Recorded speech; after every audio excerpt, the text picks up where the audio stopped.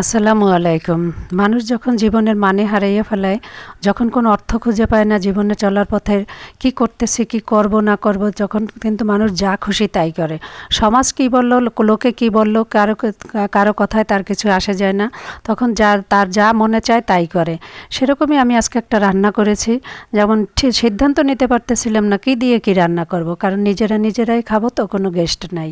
যাই হোক, শুরু করলাম রান্না। ডিম সেদ্ধ করে ডিমটা ভেজে নিলাম, তারপর মুরগিটা ভেজে নিলাম। মুরগি ভেজে এখন মশলাটা যথারীতি সমস্ত মশলা দিয়ে মশলাটা কষিয়ে মুরগিটা বসিয়ে দিচ্ছি। এই দেখেন আমি হলুদ মরিচ মানে গুঁড়া দেই নে, হলুদের গুঁড়া দেই নে, মরিচের সামান্য গুঁড়া দিয়েছি, কাঁচামরিচও দিয়েছি, পেঁয়াজ রসুন আদা জিরা সমস্ত মশলা দিয়ে কষিয়ে তার ভিতর দুধ দিয়ে দিলাম। লিকুইড দুধ ছিল, সেই লিকুইড দুধটুকু দিয়ে দিলাম।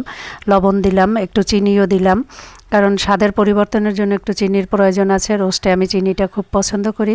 এবং এর ভিতর মাংসগুলো দিয়ে দিলাম, রোস্ট যেগুলো মাংসগুলো ভেজে রেখেছিলাম সেগুলো দিয়ে দিলাম। সেই ভাজা মাংস দিয়ে সেটা দিয়ে ঢেকে দিলাম। ও তার সাথে কিন্তু গিলা কলিজা মুরগির পা যা ছিল তাও দিয়ে দিয়েছি, কারণ এটুকু আবার কোথায় রাখবো, কী করবো, এটুকু দিয়ে দিই, যা হয় হবে। দিয়ে দিলাম। তারপরও এখন ওই ভাজা মাংসগুলো দিয়ে দিলাম। এরপর ঢেকে দিলাম সেদ্ধর জন্য, কিছুক্ষণ সিদ্ধ করে এর ভিতরে আবার যেই সিদ্ধ হয়ে গেছে তারপর এর ভিতরে আবার দিয়ে দিলাম কি দেখেন, হজবরলা রান্না। এর ভিতরে এখন ডিমগুলো দিয়ে দেব। যে ডিমগুলো সিদ্ধ করে ভেজে রেখেছিলাম সেই ডিমগুলো দিয়ে দেব, কারণ এখন আলাদা আলাদা রান্না করতেও ইচ্ছা করে না।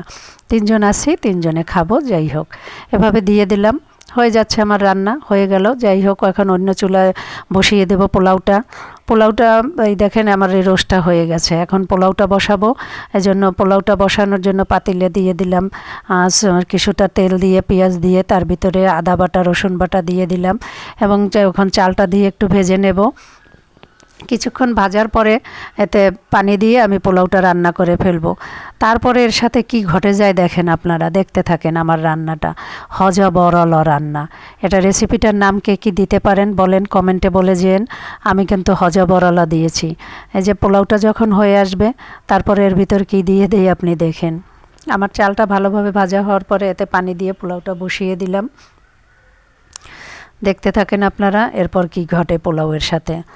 এই যে আমার পোলাওটাও পানি দেওয়ার পরে মানে বলক আসছে, এটা লবণ দিয়ে দিলাম স্বাদ মতো।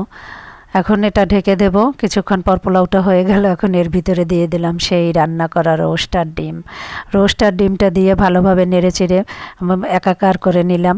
হয়ে গেল আমার রান্না হজবরল। দেখেন খেতে কিন্তু অনেক সুস্বাদু হয়েছে।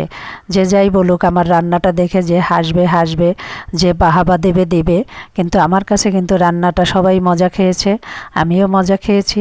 দেখেন আমার মতো যে কেউ যখন কোনো রেসিপি পাবেন না তখন এভাবে ট্রাই করতে পারেন। আল্লাহ হাফেজ।